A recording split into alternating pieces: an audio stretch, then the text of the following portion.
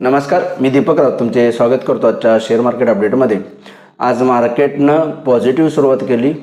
US market शुक्रवारी 550 point खाली जाऊन बंद झालेले आणि शुक्रवारी आपल्या मार्केटमध्ये सुद्धा महत्त्वपूर्ण सपोर्ट ब्रेक केलेला 24,700 24,600 आणि त्याच्याही खाली बंद दिलेला।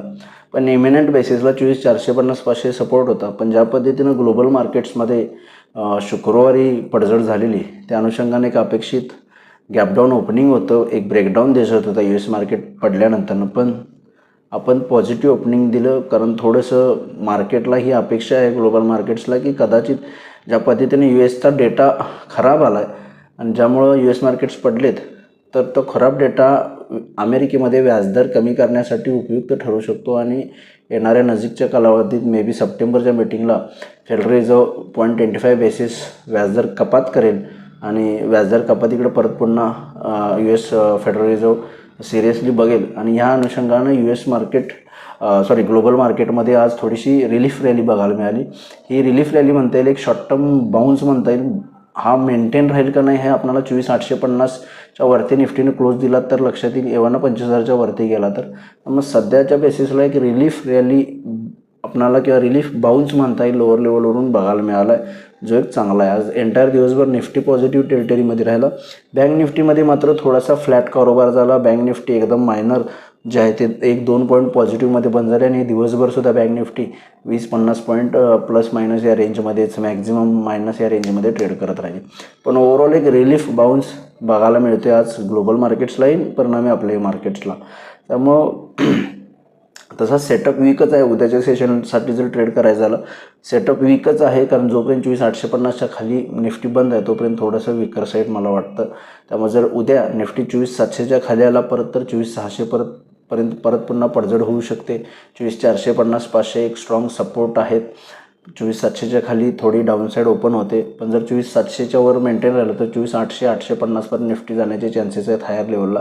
24,850 जर क्रॉस झालं तर 25,000 पर्यंत निफ्टी जाऊ शकते। त्यामुळे उद्याच्या सेशनला 24,700 पिवट पॉईंट कन्सिडर करता येईल।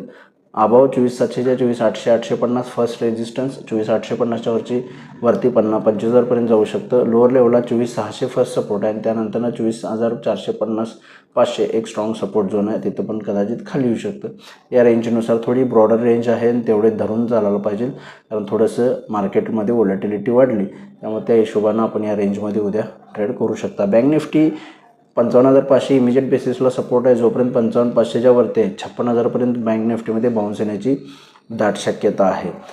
मार्केट्स ओव्हरसोल्ड झोनमध्ये आहेत। PCR पुट कॉल रेशो 0.665च्या आसपास आहे, त्यामुळे मॅक्झिमम पॉसिबिलिटी थोडंसं बाउन्स येण्याच्या आहेत, शॉर्ट कव्हरिंग होण्याच्या आहेत, हेही थोडं माइंडमध्ये ठेवलं पाहिजे।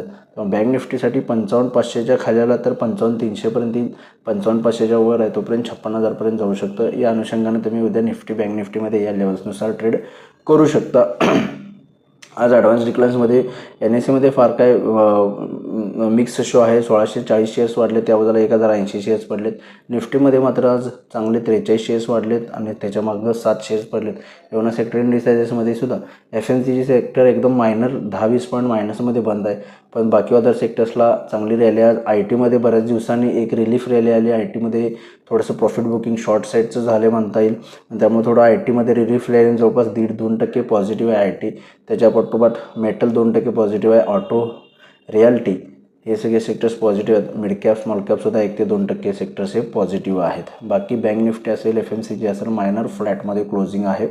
ग्लोबल मार्केटमध्ये युरोपियन मार्केट्स 1%च्या आसपास पॉझिटिव्ह आहे। डाऊ फ्युचरसुद्धा 300 पॉईंट पॉझिटिव्ह आहे।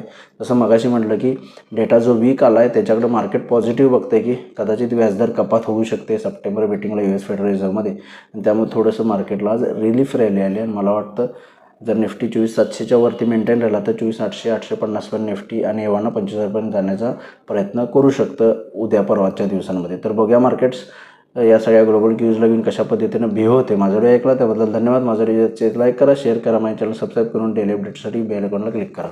धन्यवाद।